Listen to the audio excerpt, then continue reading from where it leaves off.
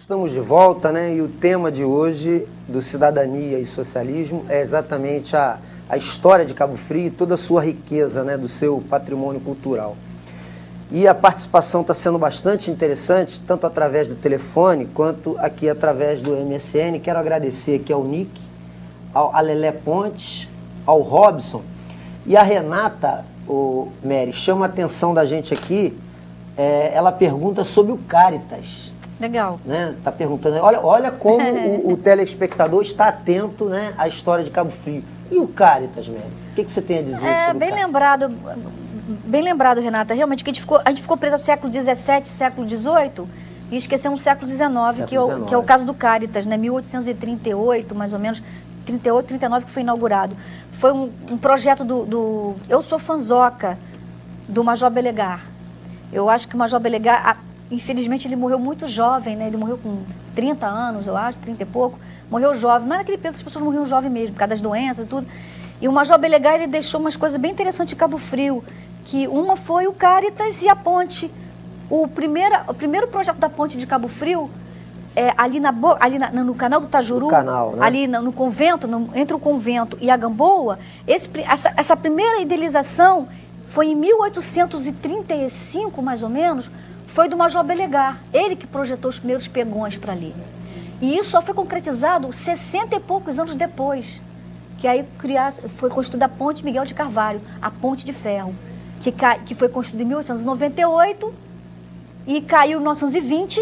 Em 1926 fizeram a Feliciano Sodré, que foi o primeiro arco famosa livre, Ponte Feliciano né? Sodré. O maior arco livre da América Latina, da América do Sul, não lembro direito. Na época. Na época. Então o Major Belegar tem essa importância. E o Major Belegar, ele também foi a pessoa que construiu o Caritas, que botou a pedra fundamental, a história do Caritas. Que alguns chamam de charitas. Charitas, mas é Caritas, que é em latim, quer dizer caridade, né? Claro. Então, o Major Belegar foi essa pessoa que construiu essa casa, e na verdade a casa de caridade era uma casa de órfãos, que na porta do Caritas tinha a famosa Casa da Roda, Casa né? da Roda. Tinha uma roda que as pessoas botavam os bebês ali, as mães solteiras, botavam, ou aquelas pessoas pobres que não podiam criar seus filhos, botavam o bebê ali, batia um sino, a matrona que estava lá dentro, a freira, vinha, rodava aquela roda, pegava o bebê, isso na calada da noite, né? Pegava o bebê, não via o rosto da mãe, e essas matronas criavam esses bebês, né? Então, até em Cabo Frio, há pouco tempo, tinha alguns cidadãos assim de Cabo Frio que eram filhos da roda, que tinham vergonha de dizer, mas a gente sabia, fulano, e ele foi filho da roda.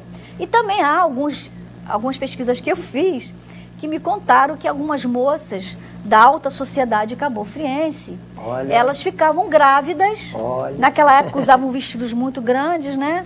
Isso em ninguém percebia. 1840, 50, 1920, até 1940 acho que ainda tinha a Casa da Roda ainda. Ninguém percebia, essas meninas ficavam grávidas, botavam os bebês ali e depois casavam virgens. Entendeu? Ninguém Será que adotavam depois os bebês? Não sei se faziam isso, mas tem essa história também, não só as pessoas pobres, mas as mulheres também que não podiam parecer grávidas, né? Agora, Mary, olha que riqueza, né? Eu acho que você merecia um programa de 3 horas para contar toda essa beleza da história de Cabo Frio. Mas certamente você vai ter oportunidade de vir aqui de novo. Agora, eu acho que tudo isso deveria fazer parte do currículo escolar, né? Principalmente das escolas de 1º e 2º grau de Cabo Frio. Por quê que isso não acontece? Para que o povo compreendesse, como a gente está dizendo aqui, a sua identidade cultural como um marco fundamental da cidadania. A que você atribui que essa história rica de Cabo Frio não é colocada nos bancos escolares? Olha, eu estou escutando esse discurso que a história de Cabo Frio deveria estar no currículo escolar desde 1988, mais ou menos, 89. Aí vão-se 4 gerações já, que eu estou ouvindo desde a década de 80 que a gente discute isso. Quando se criou a lei orgânica, no dia 5 de abril de 91, se não me falha a memória, a lei orgânica do município, eu participei do capítulo de meio ambiente, mas no capítulo de educação, se não me falha a memória, me desculpe se eu estou equivocada, consta lá na lei orgânica municipal que a história de Cabo Frio tem que fazer parte do currículo escolar. Se está lá e não se cumpre, aí eu acho que é falta de vontade política de todos esses governantes que passaram por aí nesse período. A gente percebe que ao longo dos anos a cultura nunca foi tratada com o grau de importância com o devido respeito que ela merece. Você vê hoje aí o que acontece na cidade, uma conferência com uma certa perturbação, né, corrente de lado a lado, defendendo às vezes interesses pessoais, né? O que acontece com a cultura de Cabo Frio, que eu já falei para eles, tanto para um grupo quanto para o outro, é que eles têm um grande defeito que se chama vaidades. O excesso de vaidade, tanto de um lado quanto do outro, e de gana pelo poder, pelo poder, é que realmente a cultura de Cabo Frio fica sempre em altíssimo plano. O que é lamentável, uma cultura dividida. Parece que a gente retomou aqueles tempos do Liras e Jagunço, que também é uma outra história interessantíssima, quando Cabo Frio, no século XIX, ela foi dividida em dois lados, Liras e Jagunço, que a Passais e o São Bento não se misturavam com o centro da cidade, as duas bandas de música não poderiam se encontrar, os dois blocos não podiam se encontrar, os dois jornais, um escrevia mal do outro, os salineiros com os fazendeiros, o Tamoio com o Lusitano. Então a gente retomou, voltamos lá para o século XIX, início do século XX, quando o Cabo Frio foi dividido em duas partes. E essa bipolaridade continua até hoje. Eu só quero ver, cidadão, você que está aí nos vendo aqui do outro lado da telinha, vai permitir que isso continue, né? Essa bipolaridade. Eu acho que Cabo Frio, com a história que tem e com o crescimento dos dias de hoje, está na hora de romper com isso. Mas isso é uma opinião pessoal minha. Eu deixo que a Mary diga a dela. Mas é verdade, a gente tem que parar com esses jogos de vaidade, dessas pessoas bobas que não acrescentam nada para Cabo Frio, estão no poder há quase 20 anos, numa secretaria, e que absolutamente não traduziram em nada a cultura de Cabo Frio. Não resgatou nada, não preservaram nada, não estão brigando por nada, apenas brigando com o próprio umbigo, com o próprio bolso deles. Então a cultura fica dividida no meio dessa patifaria que não vai levar a gente a lugar nenhum. Pelo meu lado, eu faço a minha parte.